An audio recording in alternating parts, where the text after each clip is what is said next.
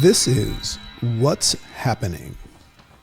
Can something happen? Here's an interesting question to ponder today. This is how you reclaim control in your life, is to recognize that everything might not even be real. So can something actually happen in the absence of your perception of it? So marinate on that for a second. When we think about the idea of identifying a happening, is it happening if you don't identify it? In the absence of your perception, does something exist? Just open-ended, just entertain that idea. And if you're thinking, of course it exists, right? Because that's the way you were trained to think, then I would say prove that it exists while you're not in perception of it, right? So you can't prove it, right? You could have somebody else tell you, but then you're just perceiving it through somebody else. In the absence of perception, does something actually exist? So it's an interesting thing to ponder, no? So in fact, in one of my favorite books, if for those of you that are readers and you like the idea of simulation theory and you're open to the fact that we probably don't know what the hell we're talking about, one of my favorite books, A Case Against Reality, author who's been on the Rise Up with Dragon show, probably one of the smartest men in the world, Donald Hoffman. He basically points out that things may not even exist in the absence of our perception of them. So we speak a lot about reclaiming control of the things that we control. That's how you take control of your life. And you might have been taught when you were a child to, not become a control freak. Well, that's the whole essence of life, is to take control of things like your perception and your ability to respond to adversity. So we speak a lot about this on the show, about reclaiming control by focusing on that which we do control and releasing from things that we don't. So such as our responses. We can't change things. We can just change the way we perceive them and our responses. So we're constantly interfacing with reality with the help of our virtual reality suit, another excerpt from my book. And when I talk about the virtual reality suit, I'm in other words, I'm talking about our six senses, right? You cannot perceive and receive things without having this virtual reality suit on. And it's there to do just that. It's there to perceive, receive, and sort what's happening. Why am I talking about this? Because that's happening right now, and it's happening all day. And what we're identifying is whatever you think is happening, right? It's important to understand how you have come to that conclusion that something's happening.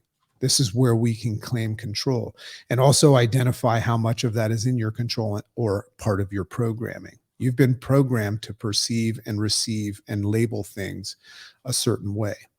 So, or at least what we perceive is happening, right? So our six senses are gathering data and giving us an explanation of what is happening, but understand that it's just what you perceive is happening. So if your perception machine is fucked up, well, then we need to look at that.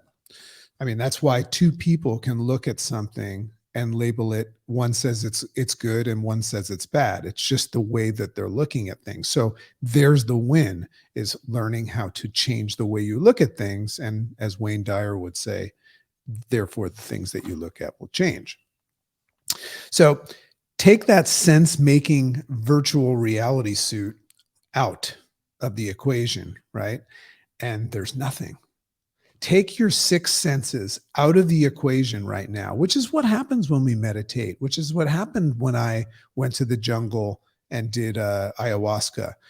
We remove the analytical mind, the perception, sense-making machine. When we remove that, all of a sudden nothing's happening, and also nothing matters. So it's an interesting thing to just consider, that you're going through the day and you're identifying what's happening and you're calling it reality, and you're having thoughts, feelings, and emotions associated with it.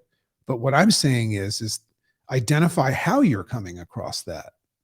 So this brings up the question whether something is happening at all, right? Is something happening at all, or are you just perceiving something is happening, and does the guy next to you think that it's happening as well? You know, it's interesting, when we see something happening, we have a tendency to say, do you see that? Did you see that? Did you hear about that? We're always checking to see if our sense-making machine and our perception-making machine is actually valid. So what's happening is for the most part leveraged, this is important, leveraged and dictated by our perception of what's happening. So we got to say, where do we get our perception? We're not only perceiving and receiving data from the stuff that we're interfacing with, but we're doing it for the most part with our, whether it's healthy or unhealthy, our pre-programmed virtual reality suit. So in my book, I go into the fact that once you recognize that you're wearing this virtual reality suit, that's basically creating your virtual reality, which is for the most part illusory. So we're doing that, and it's pre-programmed, but it's reprogrammable as well. So once again, here we are. If you say you're perceiving something like you're perceiving me right now, how much of that is skewed by your programming, right? Which was from your programmers, your mother, father, teacher, preacher. So what does this mean for you today, right? Before you short circuit your brain. And I hope that you're following this. Those of you that follow me often and kind of understand my language, probably really get to have fun with this stuff. But what does this mean for you today?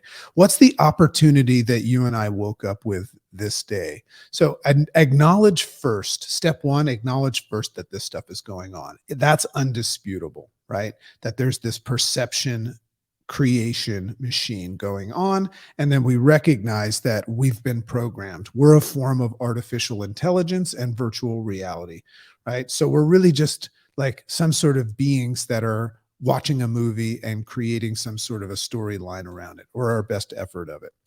So acknowledge that this is happening. Then claim control over your perception and response to things to the degree you can, but by slowing down, pausing, or halting. Once you recognize you have a pre-programmed perception, slow it down, pause it, or halt it, that pre-programmed perception, and choose to see what it is that you wish to see. And I'm going to show you how to do it. When you interface with something today, first you have to pause. First you have to acknowledge what this is, what's happening. Great morning, Kathy. Good to see you. Once you identify all this is going on, pause it and then say, the way I see it is, acknowledge the fact that you see it the way you see it. So you say, the way I see it is, and then choose to become the author of your story, the illustrator of your cartoon, and therefore become the dominant force and creator of what's happening. So does that make sense to you? Does that make sense? Why would I offer something like so crazy to you today through Instagram and our Rise Up with Dragon Facebook page where this is all held? Because I think that when you allow your brain to stretch and release from the typical, as I say in the opening, what happens is you become further and further open to possibilities. And once you get to a really, really healthy place, you'll start to recognize you are the dominant creator of your reality, and you can start bending reality to your liking, right? Which could be a good thing or a bad thing, but either way, you start to realize, if I go down this rabbit hole and I continue to practice this and practice my perception skills and my response skills, this is a lifetime, achievement that you can look for. You start to realize that you get to decide what is and what isn't, right? And once you know what it is that you want and what's most important to you, well, then you can sort that shit, right? Pan for gold, end up every day with just what you want. So love and appreciate you. Next week, I will be back on Monday, but at some point next week, the shit's going to hit the fan where we're going to be actually moving.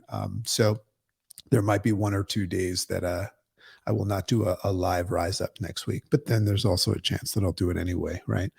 So love and appreciate you all. Have an amazing day, and I'll see you on Monday.